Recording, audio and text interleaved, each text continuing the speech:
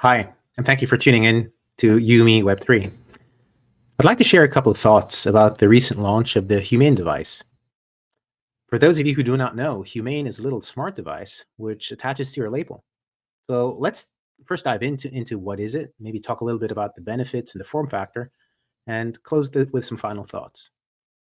So the Humane device is a little box, it's probably half the size of a cigarette box. In their presentation, they showed how you attach it to your label or your shirt, and then you can use it like a smart device to interact with your voice, with your gestures, and it also has a camera to record images and videos. So let's talk a little bit about the benefits, because that device costs $699 here in the US with a monthly fee of $24 a month, which is not little if it is in addition to what you already have. So the benefits they promise is you have this AI-powered device to interact with. And in their demo, they showed how you can just tap on it and then ask, what is the weather going to be? And then with your hand, you can use the gestures to change the date or whatever, zoom in, zoom out. And they also showed how you can track what you're eating, how many calories you're taking in by taking photos of the foods and stuff, which sounds interesting and novel in concept, but I'm not so sure about the benefit. So let's talk about the benefits and break it down, because they have this device and talk about health. Now, we do have health devices already, right? So the question is, what does it bring in addition to those health devices? Well, the bad news is it does not have an ECG or heart rate sensor. So it can do less than the current health devices.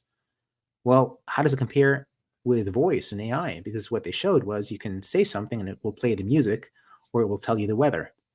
I guess most of you have Google Home or Alexa or Siri and are quite familiar with that kind of thing. You can initiate the call, you can ask for the weather. That's nothing really new either.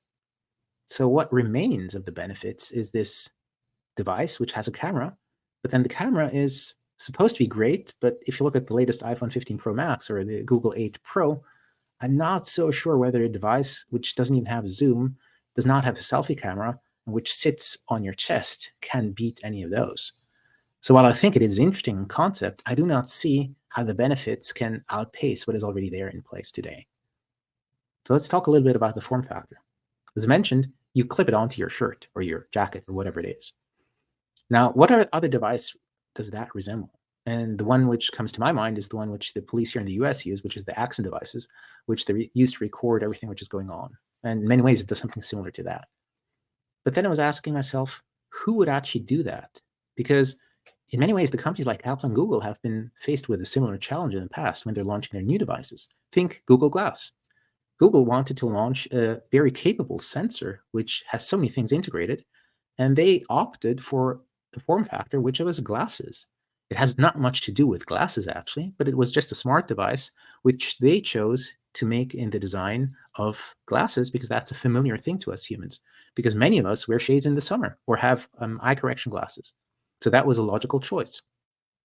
When Apple launched their health device, which is Apple Watch, they chose to call it watch and make it look like a watch, but actually it's a very capable sensor primarily. So for us, again, nothing new to learn. It's simply a sensor. And it's simply a watch, in our opinion, because it looks like a watch. And here's sort of the weird spot for Humane. They're creating a new form factor, which is not part of our daily routine in the morning. So for them to succeed, they actually are looking at three main challenges, in my opinion. They're looking at, on the one end, a new form factor we need to get used to. They are looking at a use case and benefits, which I currently do not see. And they're looking at an additional price point. I'm not sure whether that's really going to be successful in this first iteration. As much as I love the idea of a novel device, as much as I love their idea of gestures and projections, which are all pretty cool. But isn't there a bigger picture to see? And I think there is indeed. I think the bigger picture here is the AI part. The AI part of Humane is actually, in part at least, powered by OpenAI, the creators of ChatGPT. And if you think about it, OpenAI launched their fund, which they are using to invest in startups. And it's no far stretch to think that they're trying to create pervasive AI, going beyond the current domains into all different form factors and all different startups. And who are they competing with? If you think about it, Apple tried to conquer our hands with a smartphone successfully. They then went on to our wrists with the Apple Watch successfully. But what Apple always failed time and again was to enter the households in a meaningful way. Of course, they have their Home Pods, and they have their Apple TV, but that never really took off. They've sold something like 2.5 billion iPhones over the course of the past 15 years, and probably 20, 30 million, top of my mind, of those Home Pods. It's negligible in comparison. Let's look at Google. Were they successful? Google likewise has Android and their Google phones, which are reasonably successful. They have their Google Watches, which never really took off.